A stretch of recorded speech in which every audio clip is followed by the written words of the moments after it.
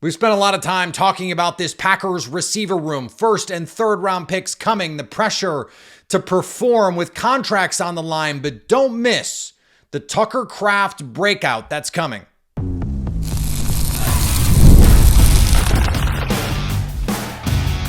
You are Locked On Packers, your daily Green Bay Packers podcast. Part of the Locked On Podcast Network, your team every day. You are Locked On Packers, part of the Locked On Podcast Network, your team every day. I'm Peter Bukowski, and I cover the Packers for The Leap, a newsletter I would love for you to subscribe to. Follow me on Twitter, Peter_Bukowski. Follow the podcast on Twitter, Locked On Packers. Like us on Facebook. Subscribe to the podcast, iTunes, Spotify, Google Podcasts, wherever you find podcasts. You will find Locked On Packers, the #1 Packers podcast on the internet, and the show for fans who know what happened, they want to know why and how. Today's episode brought to you by our friends at FanDuel. Right now, new customers can get $200 in bonus bets when your first $5 bet wins. Tucker Kraft is the offensive X factor no one is talking about. Except in the last 24 to 48 hours, you know who's talking about it? Jordan Love and Tucker Kraft. But let's start with Jordan Love because he gave us insight into not just what he thinks Tucker Kraft brings to this offense, but that one of the emphasis that the Packers have had through the spring has been getting Tuck the ball. Yeah, Tuck's going to be a big part of the offense. I think Tuck, since he's stepped on the scene, has kind of shown who he is as a playmaker and shown us reasons why we should just keep getting him the ball. But I think a big part of going in this season is going to be finding ways to continue to get Tuck the ball, get him as many touches as we can in a game because he's a dynamic playmaker and does some really good things once he gets his hand. So that's going to be a focus going into the season is trying to make sure we can get him as many touches as possible each week. A big part of our offense is, having the tight ends and some different protection roles, things like that. So, we'll mix it up, get some other guys out there, maybe doing some protection stuff, let him go run some routes down the field. But I think any way we can use him and, like you said, just keep expanding his role, doing different things and not just being, kind of a chip flat guy will be big. Okay, so they want Tucker Kraft to be more involved. Well, he needs to be able to do more if that's going to be the case. Because, as you'll hear him say in a second, most of his usage last year was on either some schemed up play action plays every once in a while, but it's mostly dump offs, check downs, some screens. Let him have the opportunity to just go make people miss in space or mostly run them over, but he can make people miss too. He's a reliable weapon in that way. In order for him to do more, I think of the play against the Detroit Lions in Detroit in the red zone. Jordan Love laces one into tight coverage against Brian Branch, one of the best safeties in the NFL. Tucker Kraft maintains his focus. Brian Branch's hands flash right in front of his face and the ball. Kraft able to secure it. Touchdown. Huge play in that game. You have to be able to win when isolated, or at least in man coverage, if you want to be a bigger part of really any offense. Well, guess what Tucker Kraft has been working on this offseason? That was a discussion that I had with the coaches. One thing I feel like I could have done better was separating man-to-man. Most of my game was check downs underneath and my yards after catch ability. So I'm looking to put it all together. I'm looking to have every resource I need based off the repetitions I've gotten over and over and over this offseason. Last offseason I had a torn pec. I didn't get a chance to have an opportunity to do any of this. So really being able to apply my technique and stack like reps on coverages and schemes and fronts, I just got a much better feeling of the game this offseason. You put these together, and it seems like, and remember, go back to what Matt LaFleur said, end of year press conference talking about, hey, we'd love to get Tucker Kraft more involved. I think by the end of the year, they realized that they had misused Kraft as an asset. Go back to the Rams game. The 2 touchdowns, the huge play he generated.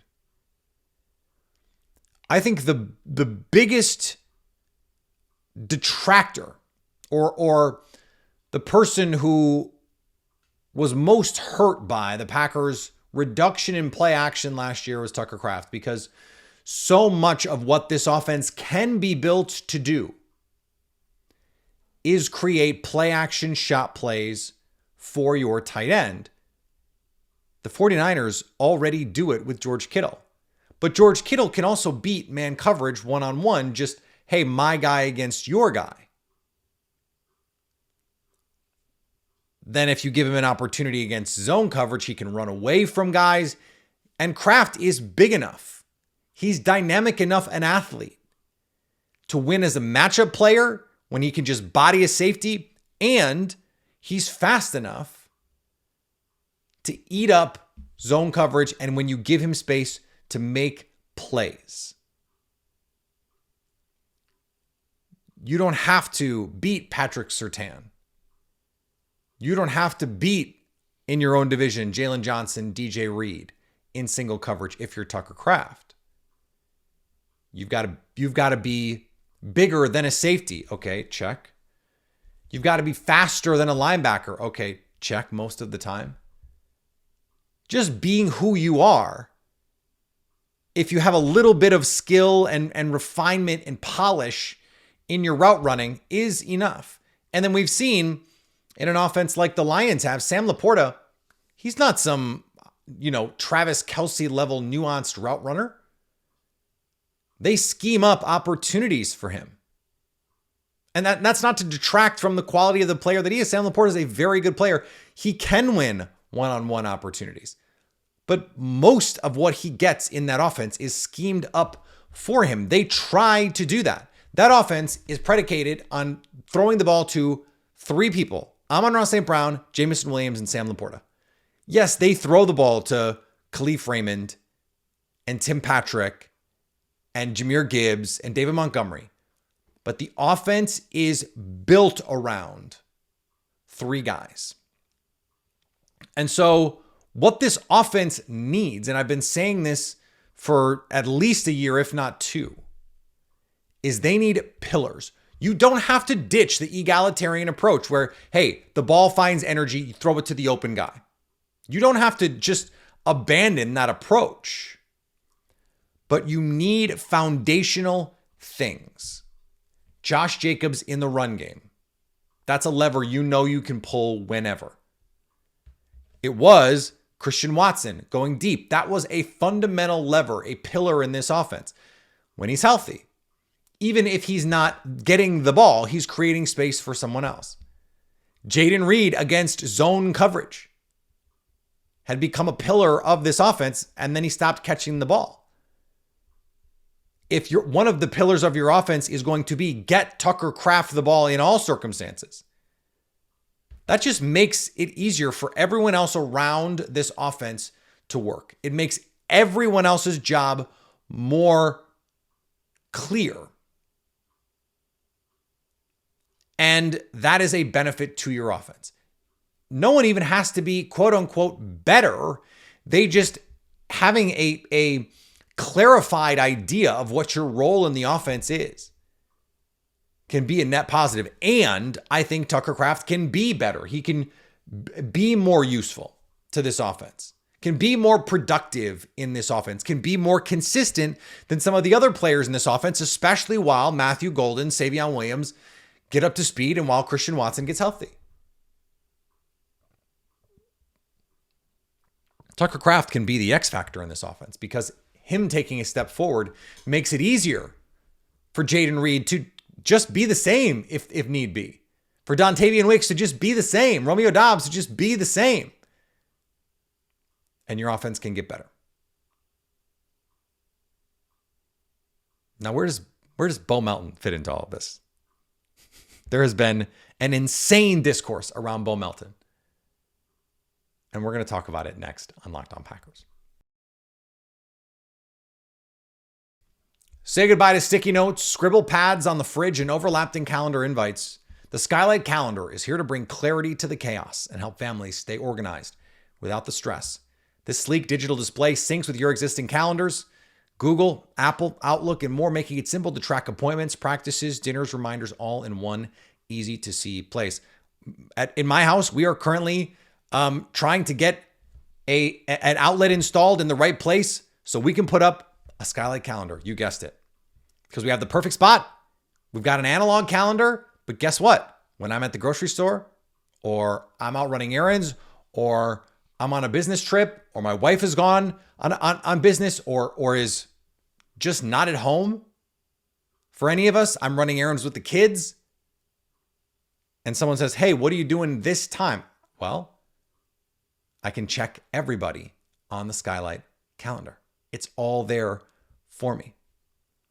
Right now, Skylight is offering our listeners $30 off their 15-inch calendars by going to skylightcal.com/NFL. Go to skylightcal.com/NFL for $30 off your 15-inch calendar. That's skylightcal.com/NFL.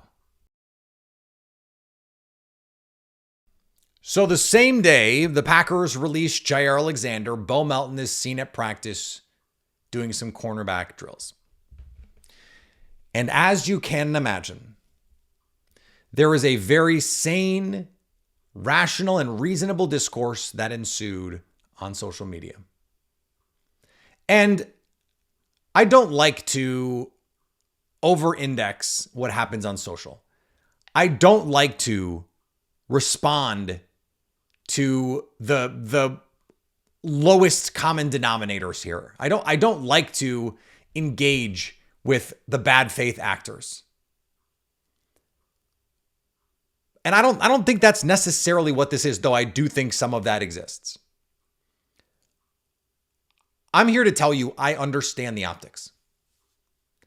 It is a bad look, to the point that like the McAfee boys were joking about it, and even NFL media put out an article about, Bo Melton switching positions amid Jair Alexander cut. It's like those things have nothing to do with one another. In fact, Melton said yesterday, Matt LaFleur had talked to him about the corner thing a year ago or longer. So this is not some new thing that just came up out of the blue. It just so happens they coincided from a time standpoint. And so I understand people wanting to connect the dots. Oh, well, the Jair Alexander replacement is, your wide receiver. No, that's not. No. The Jair Alexander replacement is Nate Hobbs. The Packers signed Nate Hobbs with the understanding that in all likelihood, Jair Alexander would not be on this football team. And they were happy moving forward with Keyshawn Nixon and Carrington Valentine and Javon Bullard, and you add Nate Hobbs into the group, and you see what you can get from Kalen King, and then you add in a day 3 pick, you throw some darts, and you see what you can do here. This was a top 10 passing defense by DVOA last year, even with this essentially same group of corners. There is not a 1-for-1 causation here. Now, is there an extra opportunity to make the team as a depth corner? Does this provide an opportunity for Bo Melton to add a little bit of value if he can go to the Packers and say, hey, look, in a pinch, I can play corner. That helps me in my making the team? Maybe, sure. That's the whole point of this. But I've made this point before, and I was glad to see people pointing this out on socials, because I have said this before. Once you start messing with positions, once you start going, well, you do the Dayton Jones. Okay, maybe he's not a 5-tech. Maybe he's a stand-up outside linebacker. And you're doing it not because, you think that they can do all of these things, but because they can't do the thing you need them to do. Like Javon Bullard got moved from safety to nickel because they needed a body. They needed to do that. They needed to move Keyshawn Nixon outside. That's a different thing entirely. And so this is a situation where Bo Melton on the depth chart, definitely behind Romeo Doubs, Christian Watson, Dontavian Wicks, Jaden Reed, Savion Williams, and Matthew Golden. That's 6 players. Okay? He's wide receiver 7 in that scenario. Well, Christian Watson's going to start the season on PUP. That's still wide receiver 6.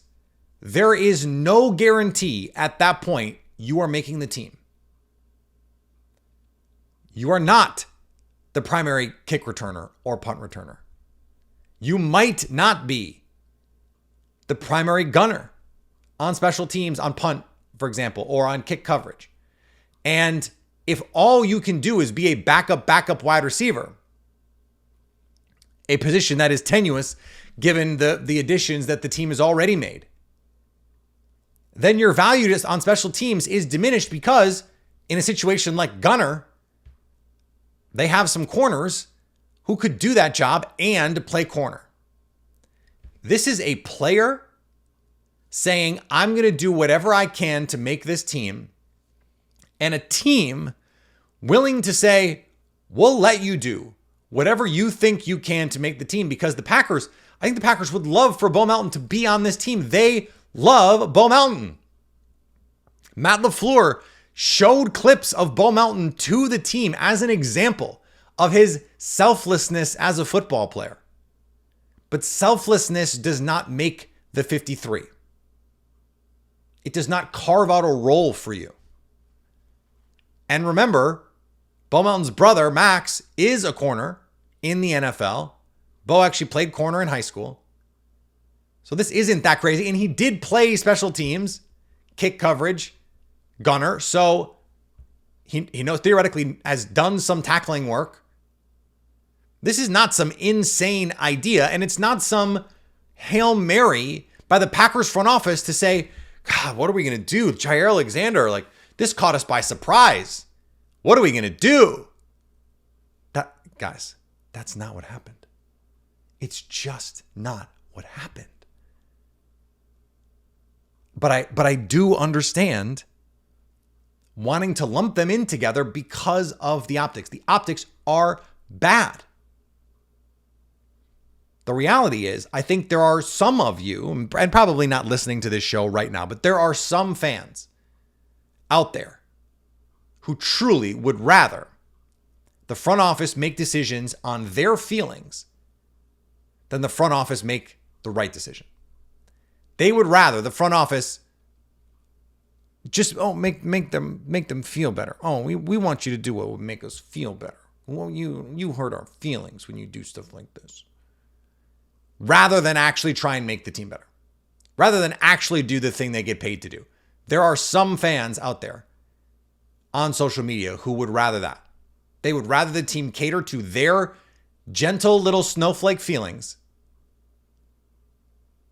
than try and win. Truly, there are some people out there that's what they would prefer. I don't think they listen to this show. Or if they do, it's a hate listen. And if that's you, thanks for the download. I genuinely appreciate it. Now, this does show an adaptability for the Packers. Hey, we like this player. We think he has value to our team. We're going to give him the opportunity to prove it. And he made this point. Bo Melton did. He's not going to stop being a receiver. He's adding this to his tool bag. Now, when he's doing defensive drills, can he be doing offensive drills? No, you can't literally be in two places at once. So maybe one suffers at the expense of the other, but the Packers more or less know what he is as a receiver. And so I don't think there's any harm in this. I think this is interesting for the moment. That's all it is for the moment. But I think a team willing to say, we think this of you. We think so highly of you as a person and as a culture contributor that we are going to let you give yourself every chance to make this team because we would like that too. I think that's the sign of a healthy organization, of a good coaching staff and front office. Now, whether it actually helps him make the team, that remains to be seen. Now, speaking of adaptability, the Packers have to be planning for adaptability when it comes to their coaching staff, because this is not going to probably be what their coaching staff looks like in a year. We'll talk about that next on Locked On Packers. The NBA playoffs winding down now. Finals. Let's go. Every night delivers highlight-worthy performances, major momentum shifts, and can't-miss moments.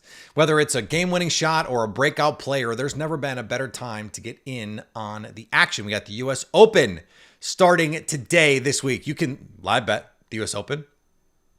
I didn't have any futures in the U.S. Open, but there are some players I am ready to live bet. I'm hoping Scotty Scheffler, starts 1 or 2 over through the first 2 or 3 holes, and I can get some better odds on him to win because I think he's probably going to win. That's the beauty of live betting. With player props, performance trends, and same game parlays, fans have more ways than ever to play smart and win big. Plus, right now, $200 in bonus bets to add to the excitement if your first $5 bet wins. If you're new to FanDuel, it's the perfect time to sign up. Head to FanDuel.com and place your first $5 bet.